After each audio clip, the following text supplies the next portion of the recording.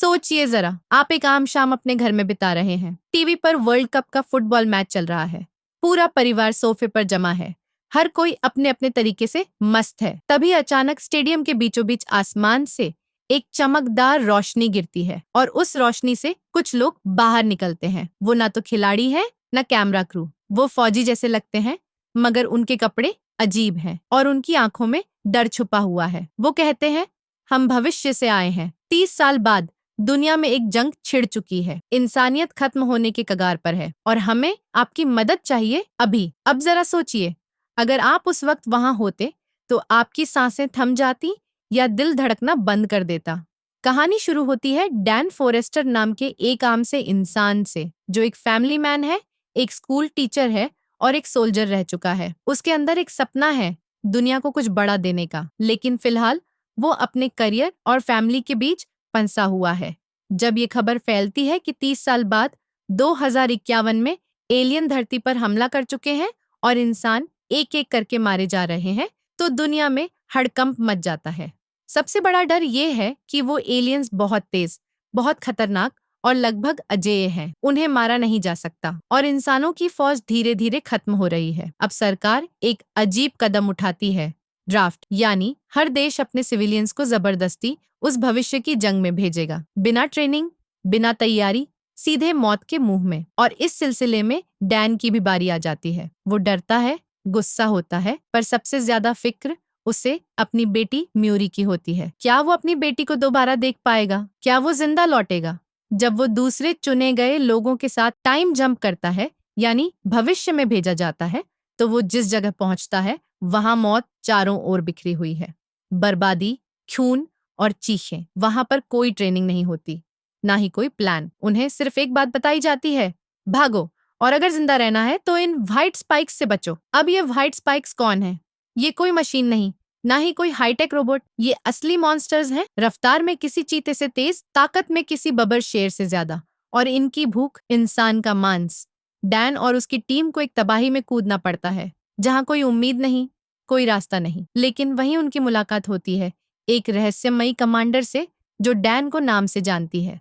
जैसे जैसे कहानी आगे बढ़ती है, हमें एहसास होता है कि ये जंग सिर्फ एलियंस के खिलाफ नहीं है। ये एक बाप की अपनी बेटी के लिए लड़ाई है, एक इंसान की खुद की काबिलियत को साबित करने की कोशिश है, और सबसे ज्यादा इंसानियत के बचाव की आखिरी उम्मीद है। लेकिन सवाल ये है, क्या डैन वाकई कुछ बदल सकता है? उसका सामना होता है ऐसे डरावने पलों से, जहां उसकी बंदूक की गोलियां भी कम पड़ जाती हैं, जहां उसके सामने उसके अपने टीम मेंबर्स एक एक करके मारे जाते हैं। वो कमांडर, जो बेहद समझदार और साहसी है, उसे बताती है कि एलियंस को हराने का सिर्फ एक तरीका है, और वो तरीका एक सीरम में छिपा है, जो उन्हें एलियंस के जीन को खत्म कर सकता है। लेकिन ये सीरम बनाना, फिर उसे सही एलियन तक पहुंचाना इतना आसान नहीं है। बीच में बहुत सारी रुकावटें हैं, मौत, धोखा और टाइम की उलटी गिनती। इसी तनाव, खौफ और जुनून के बीच डैन खुद से एक वादा करता है, चाहे कुछ भी हो जाए, वो अपनी बेटी के लिए,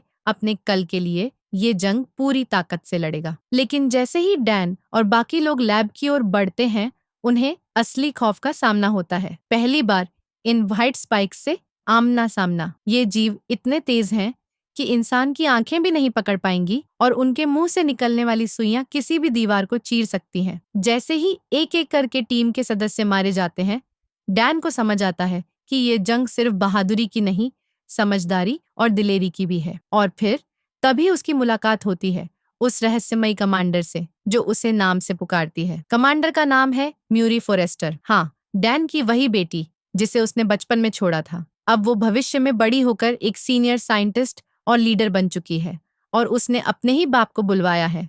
यहाँ एक अजीब भावनात्मक टकराव होता है। डैन की आंखों में सुकून भी है, फख्र भी और पछतावा भी। म्यूरी का चेहरा गंभीर है, जैसे कुछ सालों में दुनिया ने उसे पत्थर बना दिया हो। मगर अब वक्त है बातों का नहीं, एक मिशन का। म्यूरी डैन को बताती है कि वो एक ऐसा सीरम बना रही है जो इन एलियंस को जड़ से मिटा सकता है। लेकिन इसके लिए उन्हें एलियंस की रानी यानी क्वीन को जिंदा पकड़ना होगा, ताकि उसका डीएनए एनालाइज कर सके। टीम जैसे तैसे क्वीन एलियन को पकड़ लेती है, लेकिन तभी उसकी चीख सुन बाकी सारे व्हाइट स्पाइक्स जाग जाते हैं।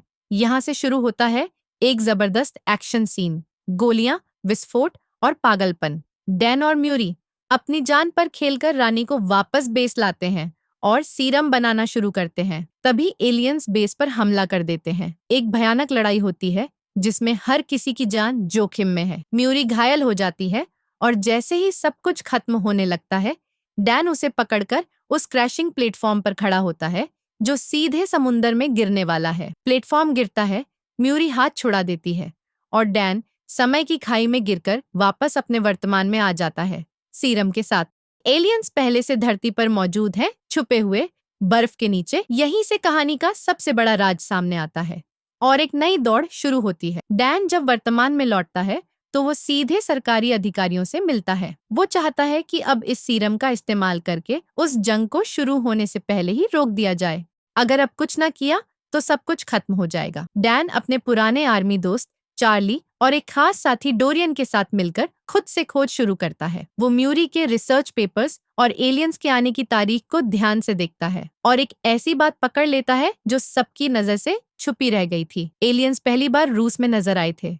डैन और टीम जैसे ही जहाज के अंदर जाते हैं, वहां उन्हें सैकड़ों सोए हुए व्हाइट स्पाइक्स मिलते हैं और एक बार फिर वो डर हकीकत बनकर सामने आता है। वो एलियंस जाग सकते हैं किसी भी वक्त, इसलिए डैन तय करता है कि वो इन्हें यहीं इसी वक्त खत्म करेगा। टीम सीरम को सभी सोए हुए एलियंस पर इस्तेमाल करती है और धीरे धीरे सब मरने लगते हैं। मगर तभी जहाज के अंदर छुपी रानी एलियन यानी क्वीन जाग जाती है और वो इतना ताकतवर होती है कि पूरे ऑपरेशन को तबाह कर सकती है। एक बार फिर एक जबरदस्त भिड़ंत होती है।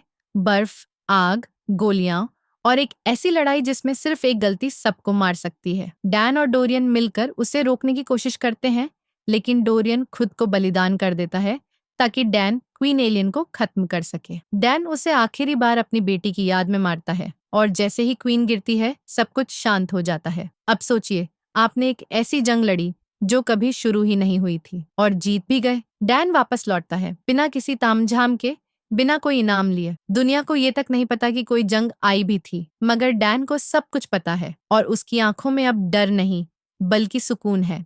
उसने अपनी बेटी को खोया जरूर, लेकिन उसकी विरासत को बचा लिया और शायद अब वो एक बेहतर पिता, एक बेहतर इंसान बन पाया है। कहानी हमें एक गहरी बात सिखा जाती है कि कभी-कभी सबसे बड़ी जंग वो होती है जो कोई नहीं देखता और सबसे बड़ी जीत वो जो आपको कोई ताली नहीं देती। अगर आपको ये कहानी पसंद आई हो तो वीडियो को लाइक जरूर करें। कमेंट करके बताएं कि आपके हिसाब से अगर सच में टाइम ट्रैवल हो जाए तो क्या आप भी अपने भविष्य को बदलने की हिम्मत करेंगे? चैनल को सब्सक्राइब करना मत भूलिए और इस वीडियो को अपने दोस्तों के साथ जरूर शेयर करें, क्योंकि हो सकता है किसी को इसी उम्मीद की कहानी की जरूरत हो। मिलते हैं अगली कहानी में। तब तक याद रखिए, जंग सिर्फ हथियारों से नहीं, हौसले से जीती जाती है।